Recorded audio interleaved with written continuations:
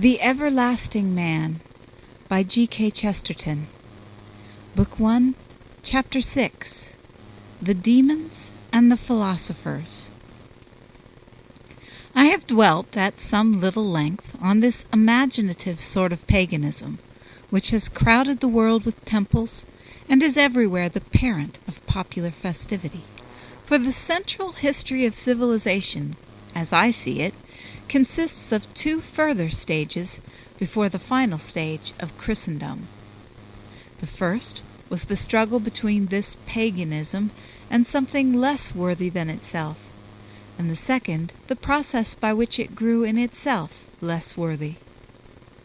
In this very varied and often very vague polytheism, there was a weakness of original sin. Pagan gods were depicted as tossing men like dice, and indeed they are loaded dice. About sex especially, men are born unbalanced. We might almost say men are born mad. They scarcely reach sanity till they reach sanctity. This disproportion dragged down the winged fancies, and filled the end of paganism with a mere filth and litter of spawning gods. But the first point to realize is that this sort of paganism had an early collision with another sort of paganism, and that the issue of that essentially spiritual struggle really determined the history of the world. In order to understand it, we must pass to a review of the other kind of paganism. It can be considered much more briefly. Indeed, there is a very real sense in which the less that is said about it, the better. If we have called the first sort of mythology the daydream, we might very well call the second sort of mythology the nightmare. Superstition recurs in all ages, and especially in rationalistic ages. I remember defending the religious tradition against a whole luncheon table of distinguished agnostics, and before the end of our conversation, every one of them had procured from his pocket, or exhibited on his watch chain, some charm or talisman from which he admitted that he was never separated. I was the only person present who had neglected to provide himself with a fetish. Superstition recurs in a rationalist age because it rests on something which, if not identical with rationalism, is not unconnected with skepticism. It is at least very closely connected with agnosticism. It rests on something that is really a very human and intelligible sentiment, like the local invocations of the new men in popular paganism. But it is an agnostic sentiment, for it rests on two feelings. First, that we do not really know the laws of the universe, and second, that they may be very different to all we call reason. Such men realize the real truth that enormous things do often turn upon tiny things. When a whisper comes, from tradition or what not, that one particular tiny thing is the key or clue, something deep and not altogether senseless in human nature, tells them that it is not unlikely. This feeling exists in both the forms of paganism here under consideration. But when we come to the second form of it, we find it transformed and filled with another and more terrible spirit. In dealing with the lighter thing called mythology, I have said little about the most disputable aspect of it, the extent to which such invocation of the spirits of the sea or the elements can indeed call spirits from the vasty deep, or rather, as the Shakespearean scoffer put it, whether the spirits come when they are called. I believe that I am right in thinking that this problem, practical as it sounds, did not play a dominant part in the poetical business of mythology. But I think it even more obvious on the evidence that things of that sort have sometimes appeared, even if they were only appearances. But when we come to the world of superstition, in a more subtle sense, there is a shade of difference, a deepening and a darkening shade. Doubtless, most popular superstition is as frivolous as most popular mythology. Men do not believe as a dogma that God would throw a thunderbolt at them for walking under a ladder. More often they amuse themselves with the not very laborious exercise of walking round it. There is no more in it than what I have already adumbrated, a sort of airy agnosticism about the possibilities of so strange a world. But there is another sort of superstition that does definitely look for results, what might be called a realistic superstition. And with that, the question of whether spirits do answer or do appear becomes much more serious.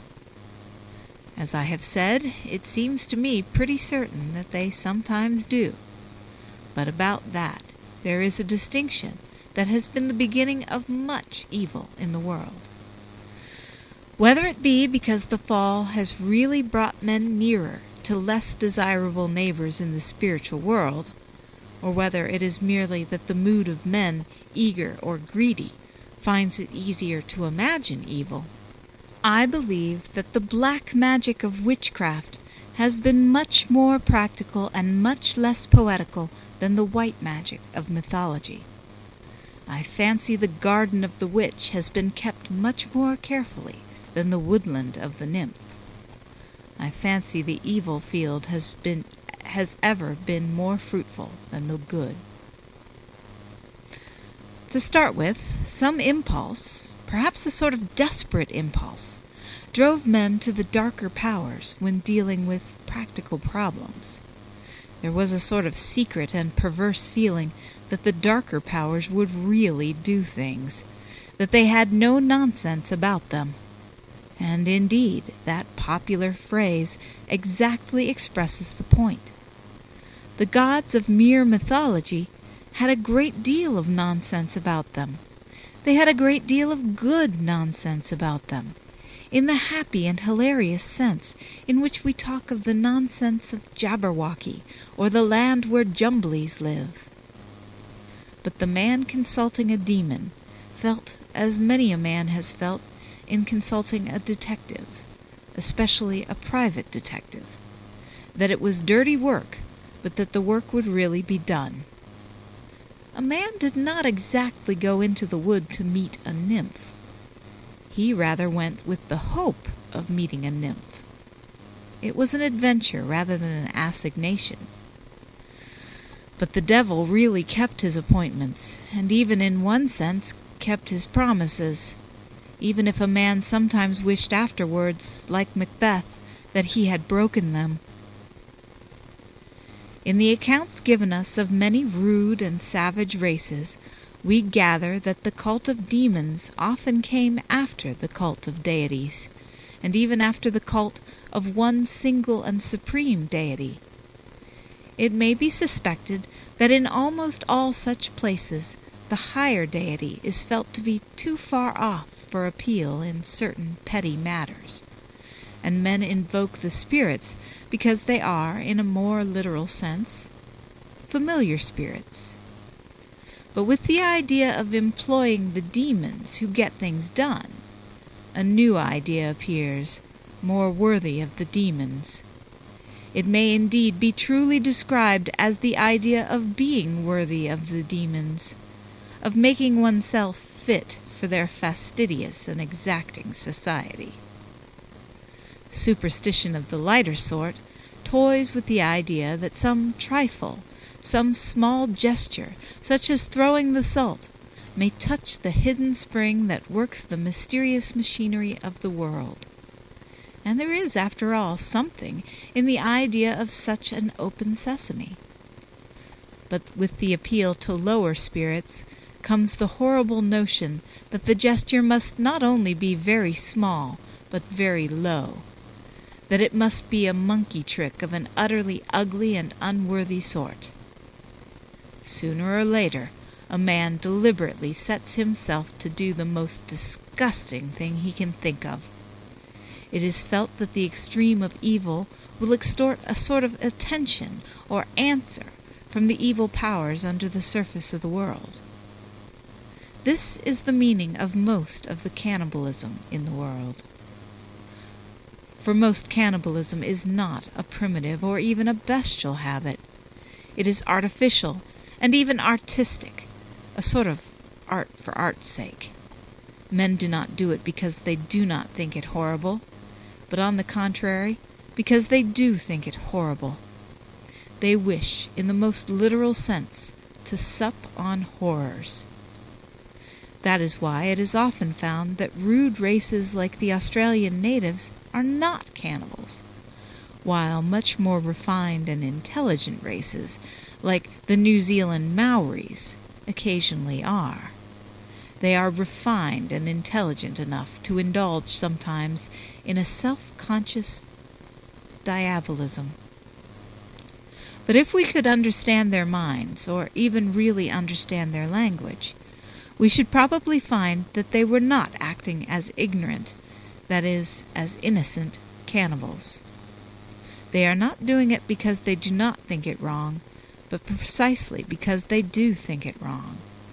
They are acting like a Parisian decadent at a black mass. But the black mass has to hide underground from the presence of the real mass. In other words, the demons have really been in hiding since the coming of Christ on earth. The cannibalism of the higher barbarians is in hiding from the civilization of the white man. But before Christendom, and especially outside Europe, this was not always so. In the ancient world, the demons often wandered abroad like dragons. They could be positively and publicly enthroned as gods. Their enormous images could be set up in public temples in the center of populous cities. And all over the world, the traces can be found of this striking and solid fact, so curiously overlooked by the moderns who speak of all such evil as primitive and early in evolution, that as a matter of fact, some of the very highest civilizations of the world were the very places where the horns of Satan were exalted, not only to the stars, but in the face of the sun. Take, for example, the Aztecs and American Indians of the ancient empires of Mexico and Peru. They were at least as elaborate as Egypt or China, and only less lively than that central civilization which is our own. But those who criticize that central civilization, which is always their own civilization, have a curious habit of not merely doing their legitimate duty in condemning its crimes, but of going out of their way to idolize its victims. They always assume that before the advent of Europe, there was nothing anywhere but Eden. And Swinburne, in that spirited chorus of the nations in Songs Before Sunrise, used an expression about Spain in her South American conquests, which always struck me as very strange. He said something about her sins and sons through sinless lands dispersed, and how they made accursed the name of man and thrice accursed the name of God. It may be reasonable enough that he should say the Spaniards were sinful, but why in the world should he say that the South Americans were sinless? Why should he have supposed that continent to be exclusively populated by archangels or saints perfect in heaven? It would be a strong thing to say of the most respectable neighborhood, but when we come to think of what we really do know of that society, the remark is rather funny. We know that the sinless priests of this sinless people worshipped sinless gods, who accepted as the nectar and ambrosia of their sunny paradise nothing but incessant human sacrifice, accompanied by horrible torments.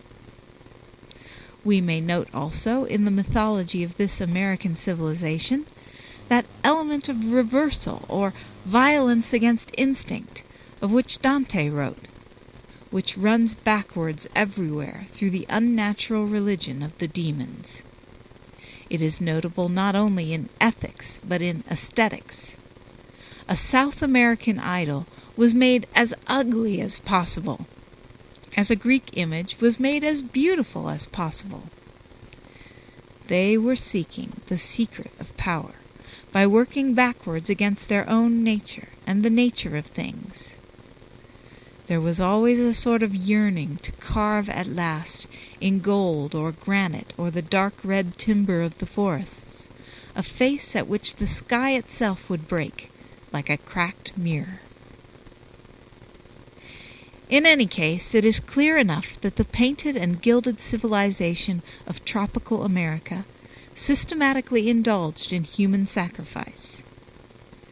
It is by no means clear, so far as I know, that the Eskimos ever indulged in human sacrifice. They were not civilized enough. They were too closely imprisoned by the white winter and the endless dark. Chill penury repressed their noble rage and froze the genial current of the soul. It was in brighter days and broader daylight that the noble rage is found unmistakably raging.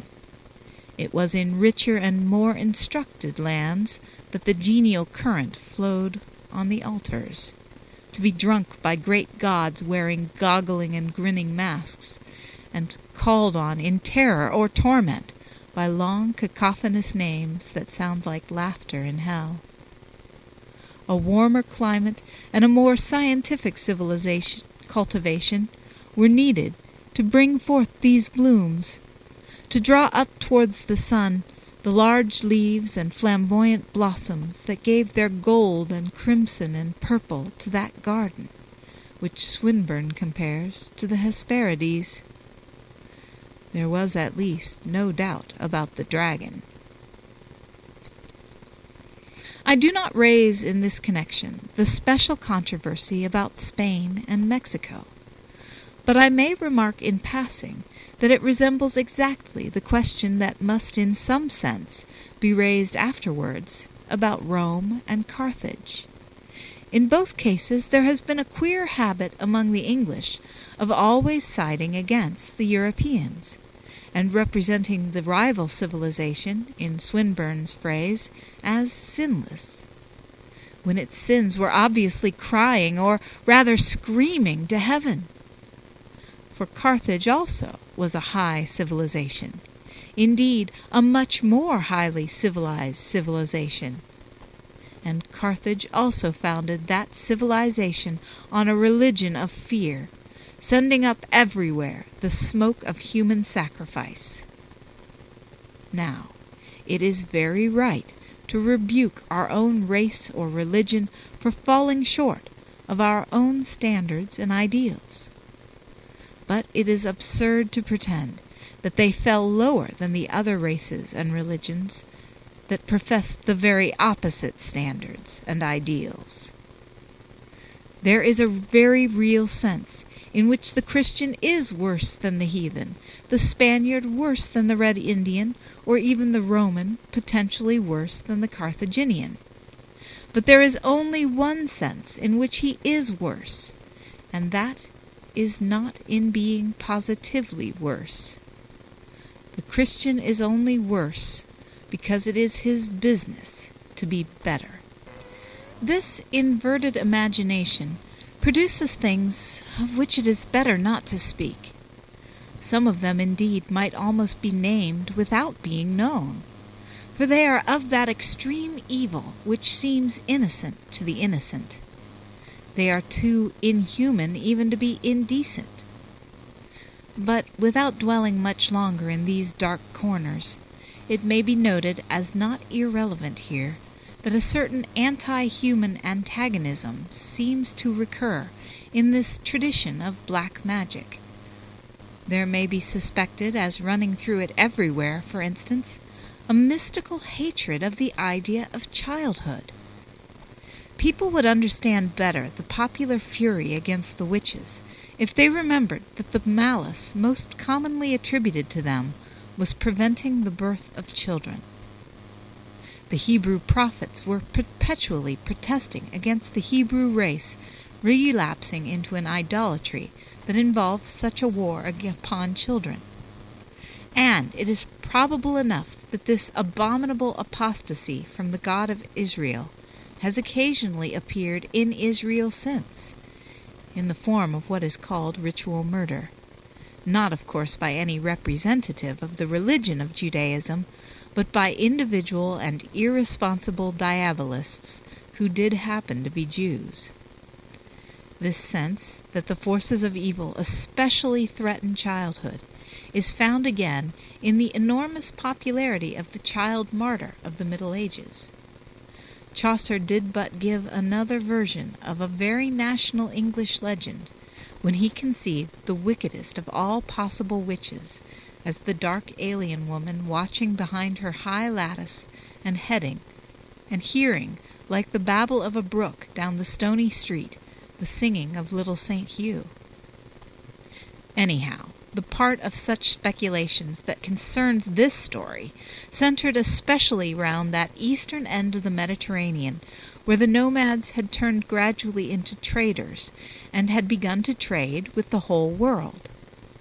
Indeed, in the sense of trade and travel and colonial extension, it already had something like an empire of the whole world. Its purple dye, the emblem of its rich pomp and luxury, had steeped the wares which were sold far away amid the last crags of Cornwall, and the sails that entered the silence of tropic seas amid all the mystery of Africa. It might be said truly to have painted the map purple. It was already a world-wide success when the princes of Tyre would hardly have troubled to notice that one of their princesses had condescended to marry the chief of some tribe called Judah, when the merchants of its African outpost would only have curled their bearded and Semitic lips with a slight smile at the mention of a village called Rome. And indeed, no two things could have seemed more distant from each other, not only in space but in spirit, than the monotheism of the Palestinian tribe and the very virtues of the small Italian republic. There was but one thing between them, and the thing which divided them has united them. Very various and incompatible were the things that could be loved by the consuls of Rome and the prophets of Israel, but they were at one in what they hated. It is very easy in both cases to represent that hatred as something merely hateful. It is easy enough to make a merely harsh and inhuman figure, either of Elijah raving above the slaughter of Carmel, or Cato thundering against the amnesty of Africa. These men had their limitations and their local passions, but this criticism of them is unimaginative and therefore unreal. It leaves out something immense and intermediate, facing east and west, and calling up this passion in its eastern and western enemies. And that something is the first subject of this chapter. The civilization that centered in Tyre and Sidon was above all things practical. It has left little in the way of art and nothing in the way of poetry, but it prided itself upon being very efficient, and it followed in its philosophy and religion that strange and sometimes secret train of thought which we have already noted in those who look for immediate effects. There is always in such a mentality an idea that there is a shortcut to the secret of all success, something that would shock the world by this sort of shameless thoroughness. They believed, in the appropriate modern phrase, in people who delivered the goods. In their dealings with their god Moloch, they themselves were always careful to deliver the goods. It was an interesting transaction, upon which we shall have to touch more than once in the rest of the narrative. It is enough to say here that it involved the theory I have suggested about a certain attitude towards children. This was what called up against it in simultaneous fury the servant of one god in Palestine and the guardians of all the household gods in Rome. This is what challenged two things naturally so much divided by every sort of distance and disunion, whose union was to save the world. End of part 1 of chapter 6.